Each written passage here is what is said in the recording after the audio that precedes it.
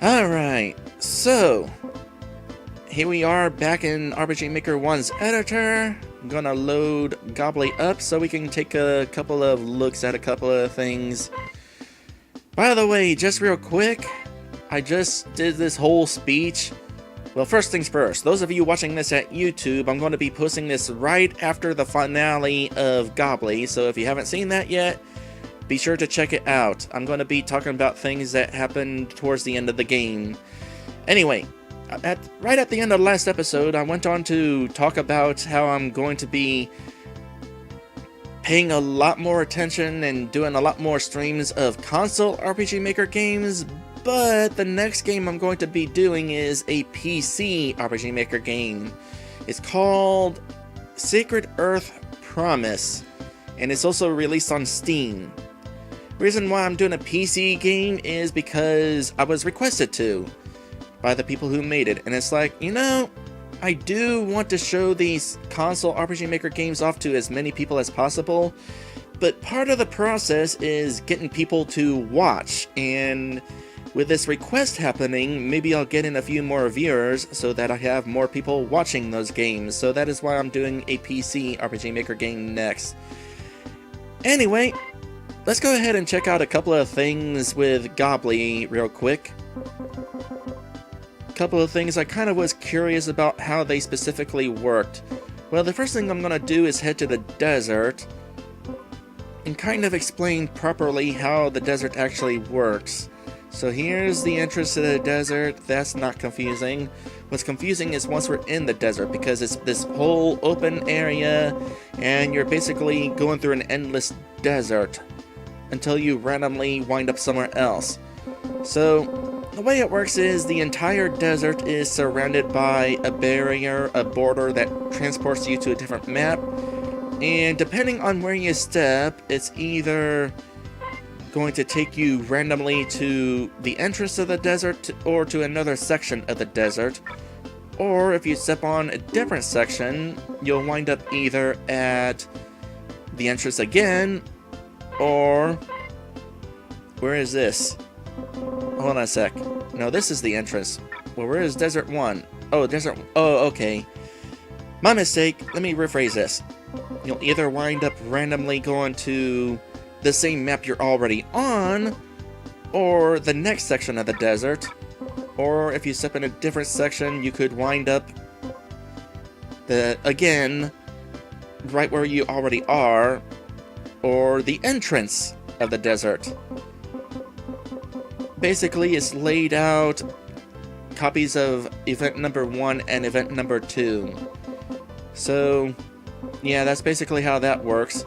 If you always stepped on like this one right here, it'll always be like this area or the entrance of the desert.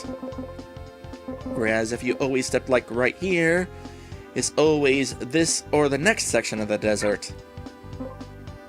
Meanwhile, in the next section of the desert, it's a similar situation, except in this case, you either wind up back in the first section, which by the way has the rock in it, or you're back in this section again.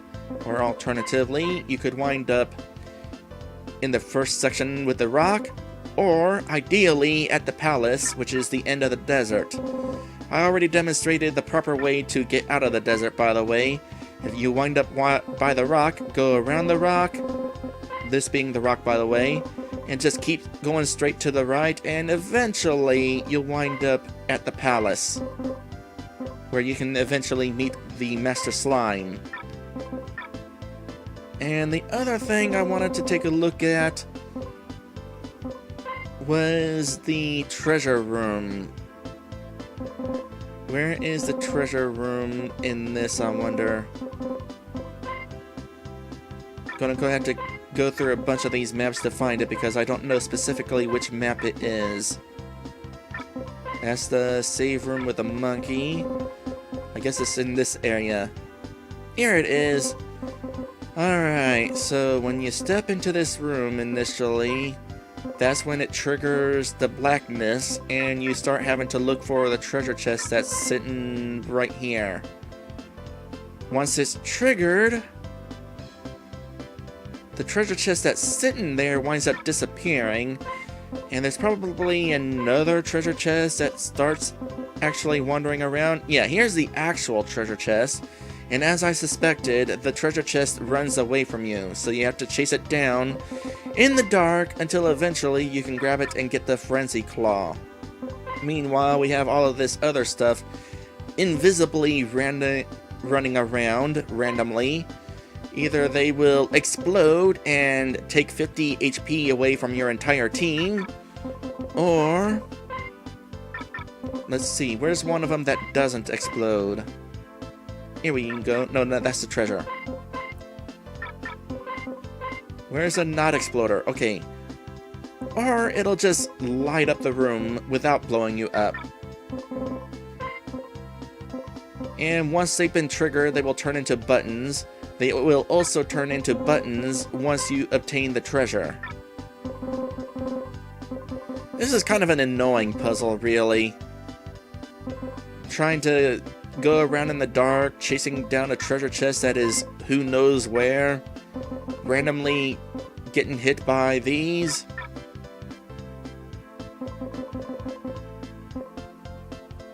Kind of think of it, that's like the only puzzle in the entire game, I guess.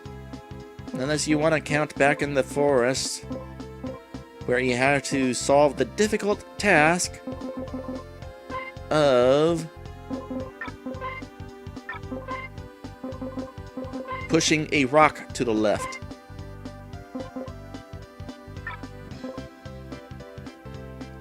Well, here's something that I'm kind of find interesting though.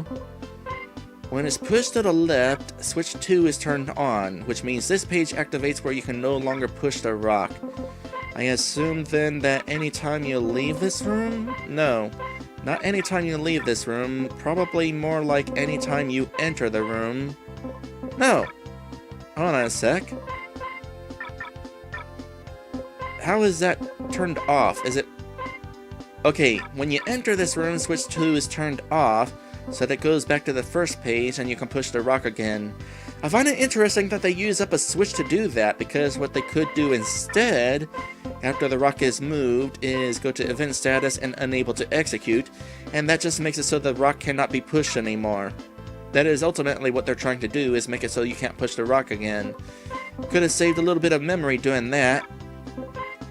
So that's an interesting little find.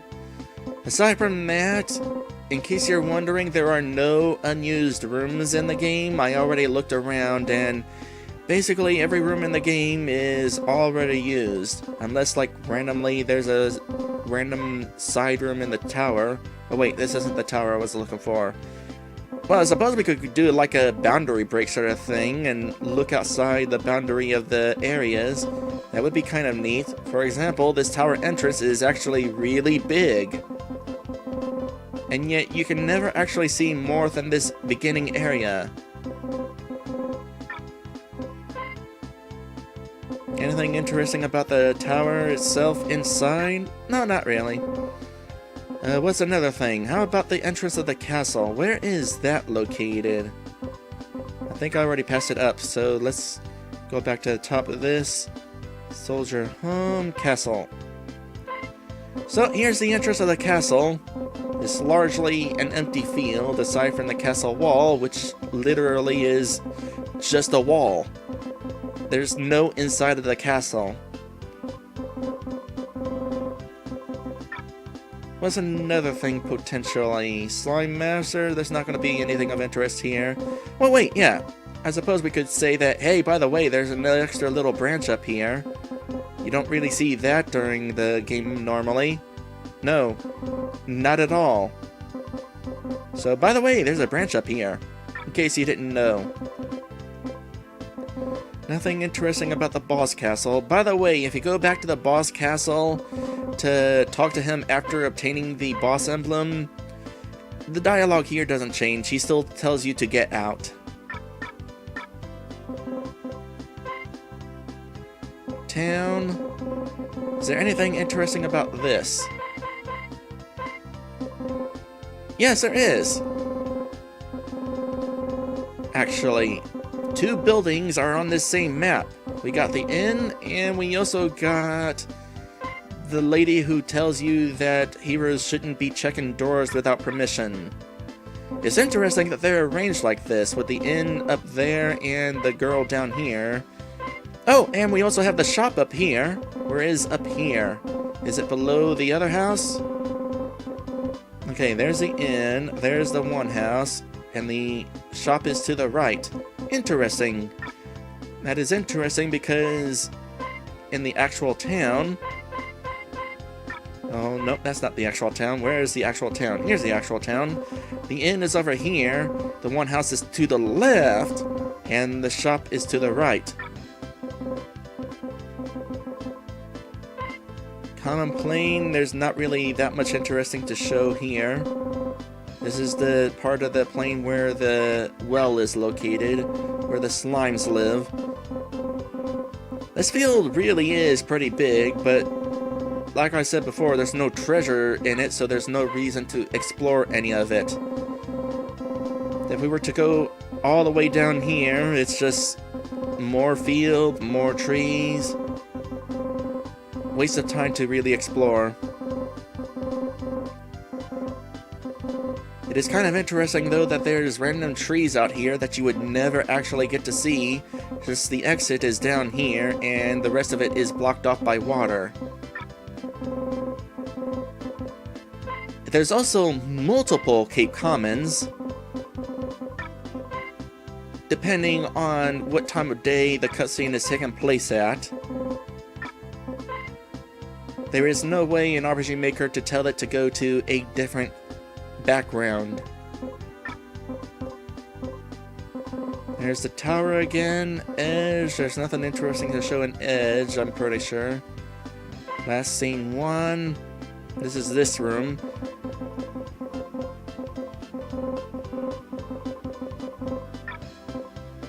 Last scene 2 is just that fancy pants background. And we got multiple scenes during the ending. Once again, another scene at Cape Common. This time specifically for the ending.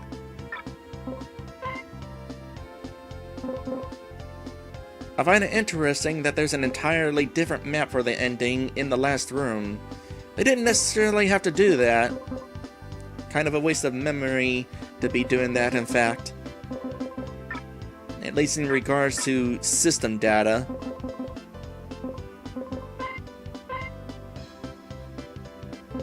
Although, sample maps only take 21 memory, so maybe it's not that much of a waste.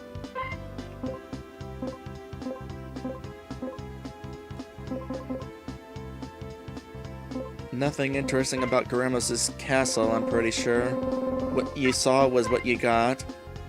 I suppose we could see the rest of the entrance if we wanted to. Surprisingly, Evil Lord Garamos has a cross on his castle. Maybe he's not so evil after all. Maybe he just has a huge ego. I already went over the desert. Random field, this field being the field that leads to the soldier's home. We went straight up and down when we were here, but there's also, if we go to the right, some water over here.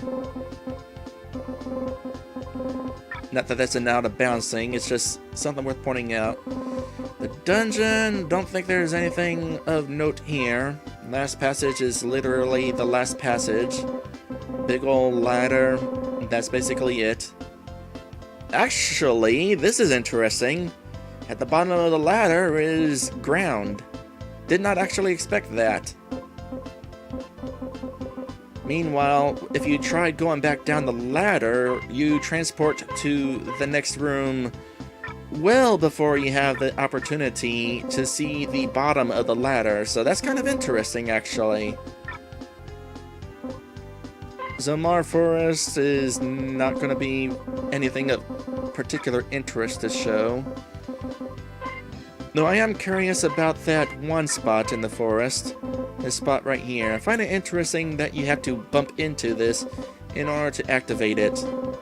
This is where you get healed and that sort of thing.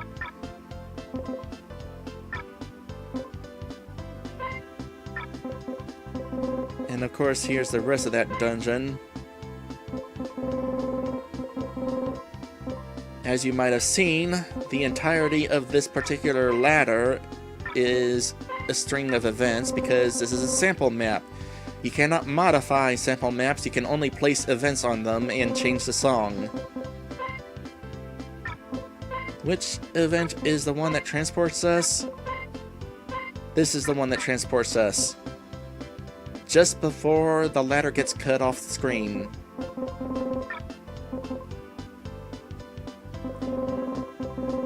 Just a quick look over of the maps that are available one more time, just in case there's something else I feel like kind of looking at.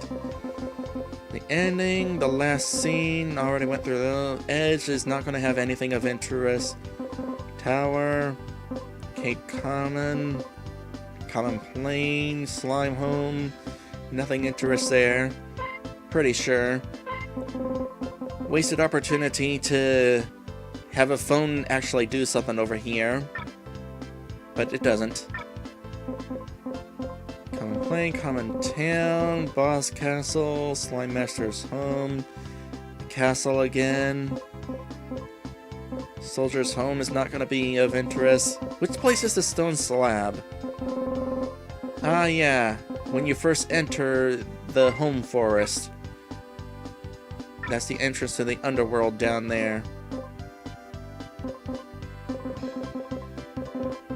Gobbli's home, city. Once again, we have a situation where the inside areas of Weakling Town are all spread out along this map. Not necessarily in the same positions that they are in whenever you're exploring the outside of the town. Let's kind of look over these. So, up here is Gobli's house. Below that is a shop. That's how it is. Up here is the inn. Random house to the right of the inn. That's not actually how it is. And below that house is the job exchange place. That's not how it is. In actuality, let's see here. Gobli's home, there's the house. Below that is the shop, of course. To the right is the inn, and above the inn is supposed to be the job exchange. There's nothing of interest outside of Gobli Town, by the way. It's just empty.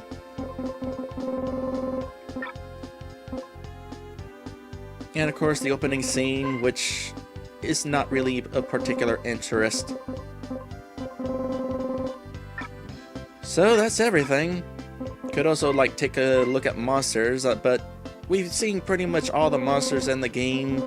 We've seen most of their attacks. It would take kind of a while to try to figure out if there's any monsters who had an attack that we never actually saw, because a lot of these guys don't have secondary attacks.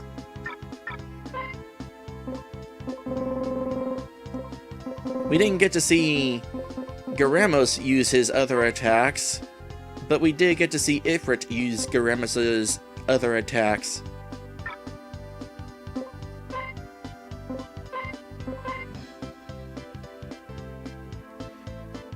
Oh, well, here's something of interest, actually. Neko, in the final battle, has an attack that he does not use at all. Cat Trick, huh? Could have used Cat Trick. Kind of curious about that. So, let's see here. Cat Trick is spell number 16, and Cat Dash is spell number 18. There's probably more than one Cat Dash, since using it against us causes less damage. Also, sometimes guard and heal. Let's take a look at these real quick. Which versions of Cat Trick and Cat Dash are these?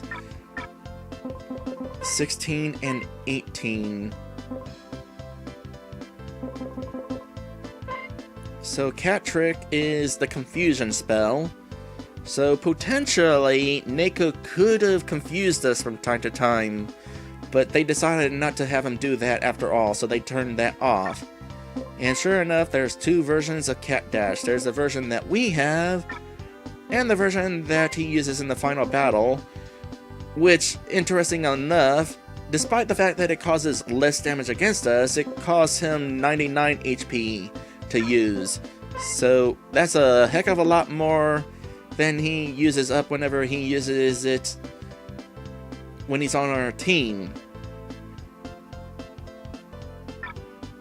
So ain't that something? Every time he uses Cat Dash against us, he loses 99 HP.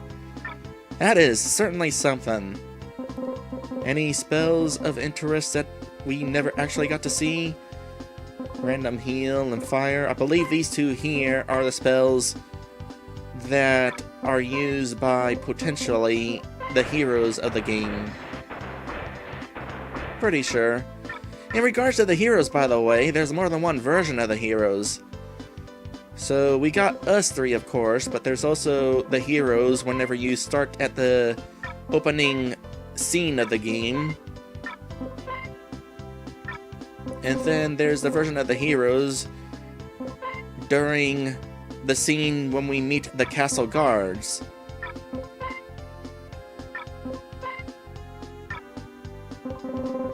Curiously, there's a character named Invisible.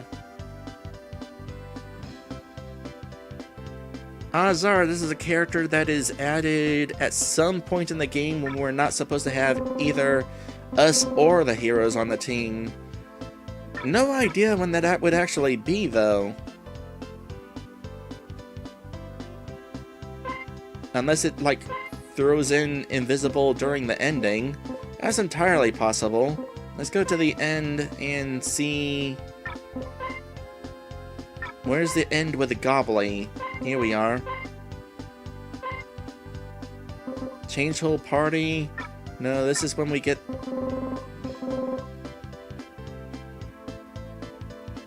Oh! So apparently, when the ending starts, the party is already changed to the heroes for the part where they come in... No, that doesn't make sense. Really? Because we don't actually get to see the heroes do anything, but they're actually on the team during the ending. Oh, here's where Invisible comes into play. So during the scene with Neko facing the heroes, that's when we're changed to Invisible. Assuming we're not changed to Invisible in this scene. Yeah, we're changed to Invisible in this scene as well. Kind of redundant to change us to Invisible twice. But I definitely find that interesting that during the ending, when it starts, it sets us up to have the heroes on the team, even though they aren't actually on the team.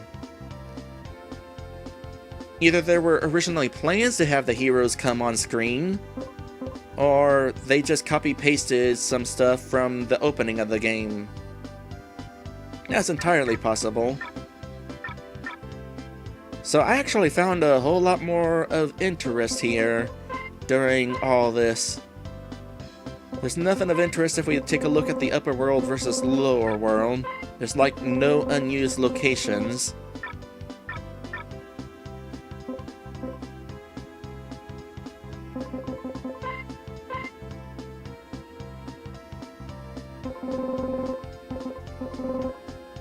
These are all the job classes in the game, nothing we haven't seen. Although I suppose it's worth pointing out that, let's see here, the Kitten learns Cat Trick after 5 levels. Except I think Neko actually starts with Cat Trick. Meanwhile, as a cat, could learn Cat Trick again, and then Cat Dash the level after that. And as the Concat, there they are again. Even though you kind of have to... Well, I was about to say you would probably be gaining a bunch of levels as a cat, but, you know, if you went through the whole game as a kitten and you reached level 20, you could skip the cat and go straight to being a tomcat. That would explain why these are learned earlier at that point, so that you can get them quick. Aside from that, I can't think of anything else to take a look at. So, I'm gonna say that we are done. It's been quite a trip, gotta say. not just with Gobli, but also with creating a game with this editor, as well as creating that animated skit with the included anime maker. But we're done for now. Well, we're done, period. We're going to say goodbye to RPG Maker 1 for a while, and move on to that PC RPG Maker game that I mentioned. And I will be doing that next time. For now, there is still one person watching here, so I'm going to send you over to Maddie Radata. I promised a raid, and we're going to raid over. Maddie Radata every Monday at Twitch does Poke Mondays. So there's the raid, and I will see you guys for the next one.